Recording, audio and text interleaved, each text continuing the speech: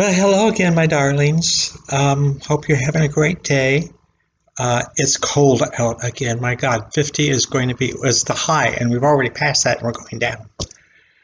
Spring, please come get me, come save me. Anyway, I'm Jane B. Lee, and I do these videos on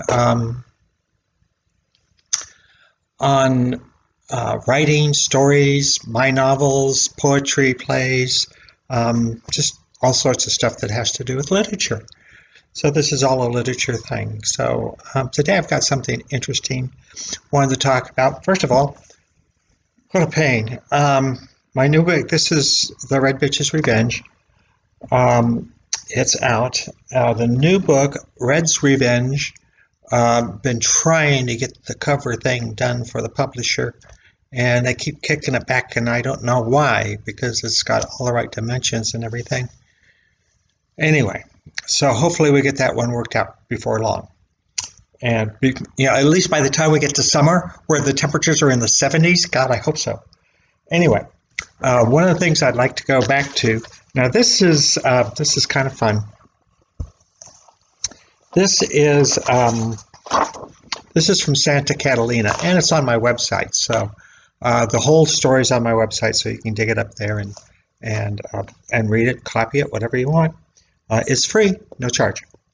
Okay, but what I'm talking about here now is kind of the difference between how little boys see the morning and how a older woman sees the morning. Older woman who's trying to find her heart. So it goes this way. This is not in the. This is towards the beginning of this story. It says. There's two young boys. They're on the dock. They're getting their boats ready, and their plan is to sail to Santa Catalina that day. They're about 12 years old, and they are going to be in a great deal of trouble when they do that. Okay, so it starts off this way. They're at the dock getting ready to go. Did you get it? I asked, changing the subject. It wasn't any bigger than a hockey puck. It was his dad's handheld compass. Yeah, Dwayne said, with the relish fishing it out of his pocket and holding it out for me to see.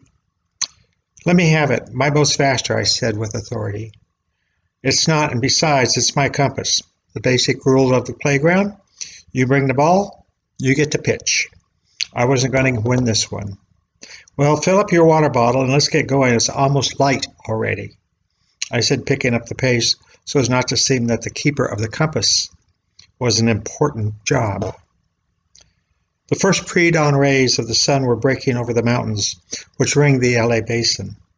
Debbie stood on the beach in front of her home and business. She wore a well-worn but warm house robe. Her arms were folded under her breasts. The first cigarette of the day dangled from her fingers of her right hand. Debbie watched the rays of light break into the dark blue morning sky. Debbie wondered if these stupid feelings would ever go away. She dropped the cigarette butt into the sand, turned and trudged across the sand, across the walk, and up the steps to her porch. She turned the doorknob. Looking back over her shoulder, she saw the sun break into full light. She damned the world and went inside. The first rays were taking the sun and the wind off the aft quarter as we left the dock. We rounded the Balboa Island and picked our way up Balboa Bay, past the ferry dock. There were still sleeping three-car ferries, past a house with the occasional early riser, sitting on their porch having their morning coffee and reading their morning newspaper. We were now in the fleet of mostly sailboats that rode at moorings in the bay. The moorings were highly prized for their location and low cost. There were hundreds of moorings arranged in neat rows and columns. We were tracking our way through this maze of boats when I saw her. She opened the hatch of her Newport 40 sailboat and came on deck. I will never forget her.